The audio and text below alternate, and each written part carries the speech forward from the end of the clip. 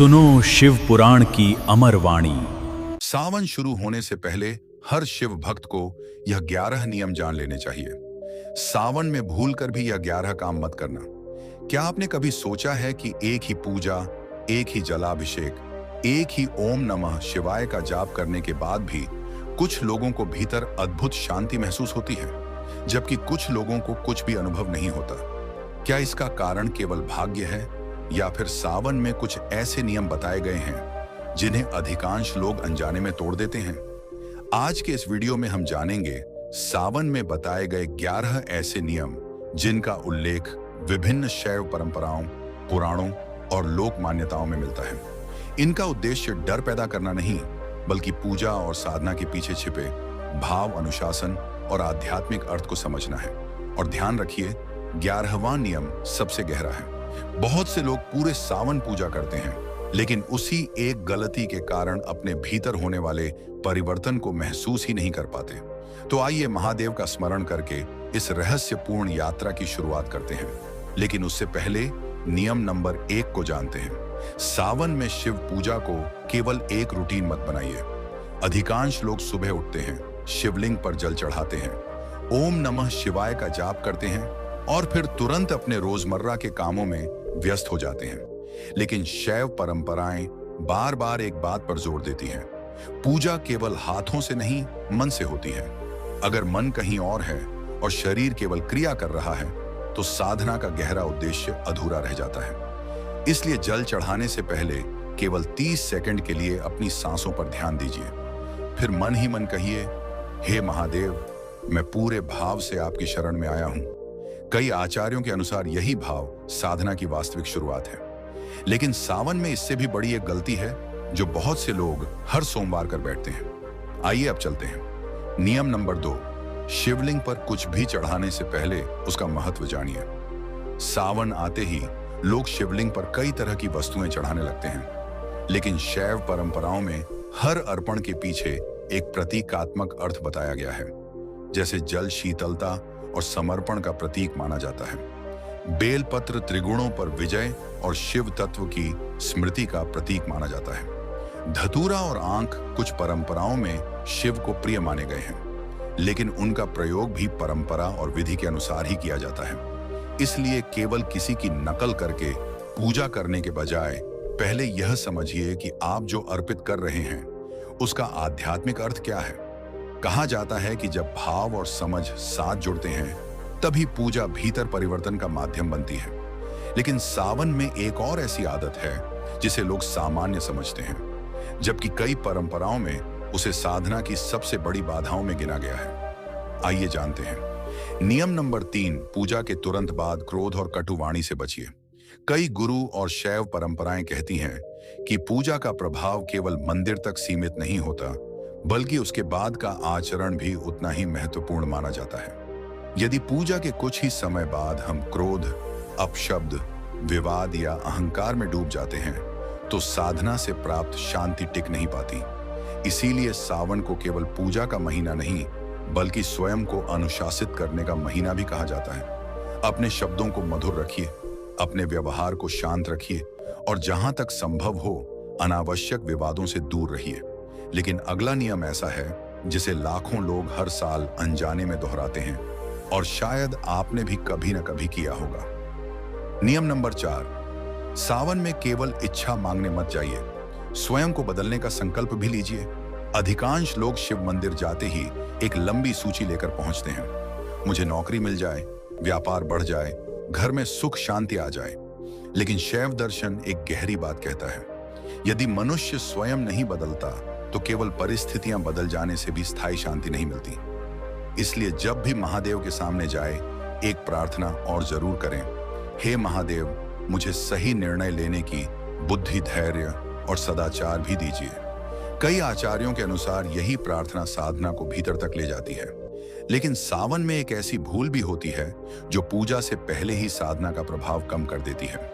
आइए जानते हैं। नियम नंबर 5, दूसरों को नीचा दिखाकर की गई भक्ति शिव भक्ति नहीं मानी जाती। कभी आपने देखा होगा, कुछ लोग अपनी पूजा, अपने व्रत या अपने नियमों का प्रदर्शन करने लगते हैं, लेकिन भगवान शिव को आशुतोष कहा गया है। वे सरलता और निष्कपट भाव के प्रतीक माने जाते हैं। यदि भक्ति के साथ अहंकार जुड़ जाए तो साधना का उद्देश्य ही बदल जाता है। इसलिए सावन में अपनी भक्ति का प्रदर्शन नहीं बल्कि अपने स्वभाव का परिवर्तन कीजिए। यही शिव के निकट ले जाने वाला मार्ग बताया गया है। लेकिन अब जो नियम आने वाला है उसे बहुत कम लोग समझते हैं, जबकि कई परंपराओं में इसे पूरे सावन का सबसे महत्वपूर्ण अनुशासन माना गया है। नियम नंबर 6, सावन में केवल शिवलिंग का अभिषेक ही नहीं, अपने मन का भी अभिषेक कीजिए। हर सोमवार लाखों लोग शिवलिंग पर जल, दूध और बेलपत्र अर्पित करते हैं। लेकिन शैव परंपरा एक गहरी बात सिखाती है। शिवलिंग पर बहता हुआ जल केवल पत्थर को नहीं छूता, वह साधक को यह याद दिलाता है कि उसके भीतर का क्रोध, ईर्ष्या और अहंकार भी इसी प्रकार बह जाना चाहिए। यदि अभिषेक केवल बाहर हो और भीतर वही क्रोध, वही द्वेष और वही अहंकार बना रहे तो साधना अधूरी रह जाती है। इसलिए हर अभिषेक के समय मन ही मन एक संकल्प लें कि आज मैं अपने भीतर की एक बुरी आदत को भी छोड़ने का प्रयास करूंगा। यही सावन की साधना का वास्तविक उद्देश्य माना गया है। लेकिन अब जो नियम आने वाला है उसे बहुत कम लोग समझते हैं, जबकि वही नियम पूरे सावन की दिशा बदल सकता है। नियम नंबर 7, सावन में मौन की शक्ति को कभी कम मत आंकिए। कई साधक सोचते हैं कि केवल अधिक मंत्र जपने से ही साधना गहरी हो जाती है, लेकिन अनेक गुरु बताते हैं जितना महत्व मंत्र का है उतना ही महत्व मंत्र के बाद के मौन का भी है। जब जप पूरा हो जाए तो तुरंत उठकर मोबाइल देखने या बातचीत शुरू करने के बजाय कुछ मिनट शांत बैठिए, अपनी सांसों को महसूस कीजिए, मन को स्थिर होने दीजिए। इसी मौन में साधना का प्रभाव भीतर उतरना शुरू होता है। लेकिन अभी भी 3 ऐसे नियम बाकी हैं जिन्हें बहुत कम लोग जानते हैं, और आखिरी नियम पूरे वीडियो का सबसे बड़ा रहस्य है।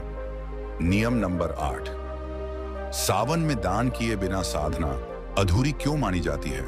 सावन का अर्थ केवल जल चढ़ाना, व्रत रखना और मंदिर जाना नहीं है। शिव को करुणा और त्याग का प्रतीक भी माना जाता है।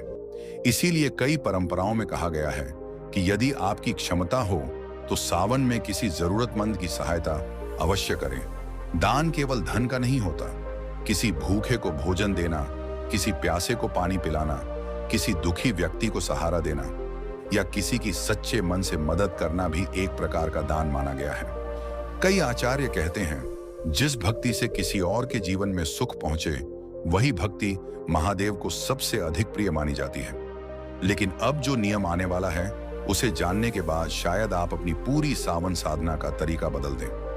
नियम नंबर 9, सावन में केवल ओम नमः शिवाय बोलना ही पर्याप्त नहीं, उसका भाव भी समझिए। लाखों लोग पूरे सावन ओम नमः शिवाय का जाप करते हैं, लेकिन क्या आपने कभी सोचा है क्या केवल शब्द बोल देने से ही मंत्र अपना पूरा प्रभाव दिखाता है? शैव परंपरा कहती है मंत्र की शक्ति केवल ध्वनि में नहीं, साधक के भाव, श्रद्धा और एकाग्रता में भी होती है। इसलिए जब भी मंत्र जप करें तो जल्दी जल्दी संख्या पूरी करने की बजाय हर मंत्र के साथ कुछ क्षण के लिए महादेव का स्मरण कीजिए। यही साधारण जप को साधना में बदलने की दिशा माना गया है। लेकिन अगला नियम पूरे वीडियो का सबसे चौंकाने वाला नियम है, और यही कारण है कि अनेक लोग वर्षों की पूजा के बाद भीतर परिवर्तन महसूस नहीं कर पाते। नियम नंबर 10, सावन की साधना को केवल मंदिर तक सीमित मत रखिए। बहुत से लोग सोचते हैं कि मंदिर जाकर जल चढ़ा दिया, मंत्र जप लिया, बस आज की पूजा पूरी हो गई। लेकिन शैव दर्शन एक गहरा संदेश देता है। यदि मंदिर से बाहर निकलते ही हमारा व्यवहार बदल जाता है तो साधना का वास्तविक उद्देश्य अधूरा रह जाता है। महादेव केवल मंदिर में ही नहीं, वे हर उस क्षण में हैं जब आप सत्य बोलते हैं, जब आप किसी का दिल नहीं दुखाते, जब आप अपने क्रोध पर विजय प्राप्त करते हैं और जब आप बिना किसी स्वार्थ के किसी की सहायता करते हैं। कई आचार्यों के अनुसार सच्ची शिव साधना वही है जो पूजा समाप्त होने के बाद भी जीवन में दिखाई दे। लेकिन अब वह अंतिम नियम आने वाला है जिसे अनेक गुरु पूरी साधना का हृदय मानते हैं। नियम नंबर 11, सबसे बड़ा नियम। यदि पूरे सावन आपको केवल एक ही बात याद रखनी हो तो वह यह है, शिव को प्रसन्न करने से पहले अपने भीतर के अहंकार को शांत करने का प्रयास कीजिए। शिव को आशुतोष कहा जाता है, अर्थात वे सरल भाव से प्रसन्न होने वाले माने जाते हैं। शास्त्र और संत बार बार संकेत देते हैं कि महादेव को सबसे प्रिय है निर्मल मन, सच्ची श्रद्धा और निष्कपट समर्पण। यदि जल कम है तो भी भक्ति पूर्ण हो सकती है, यदि फूल नहीं है तो भी प्रार्थना स्वीकार हो सकती है। लेकिन यदि मन अहंकार, द्वेष और छल से भरा हो तो साधना का उद्देश्य ही खो जाता है। इसलिए इस सावन केवल शिवलिंग का अभिषेक मत कीजिए, अपने मन का भी अभिषेक कीजिए। केवल मंदिर मत जाइए, अपने भीतर भी उतरिए, क्योंकि शैव परंपरा का सार यही बताया गया है। जिस दिन मनुष्य अपने भीतर के शिव तत्व को पहचानने की दिशा में बढ़ता है, उसी दिन उसकी वास्तविक साधना प्रारंभ होती है। हर हर महादेव। अगर यह वीडियो आपको उपयोगी लगा हो तो इसे उन लोगों तक जरूर पहुंचाइए जो इस सावन केवल पूजा ही नहीं बल्कि उसके पीछे छिपे आध्यात्मिक अर्थ को भी समझना चाहते हैं। यदि आपको यह दिव्य ज्ञान पसंद आया हो तो शिव पुराण वाणी को सब्सक्राइब करें। हर हर हर हर महादेव।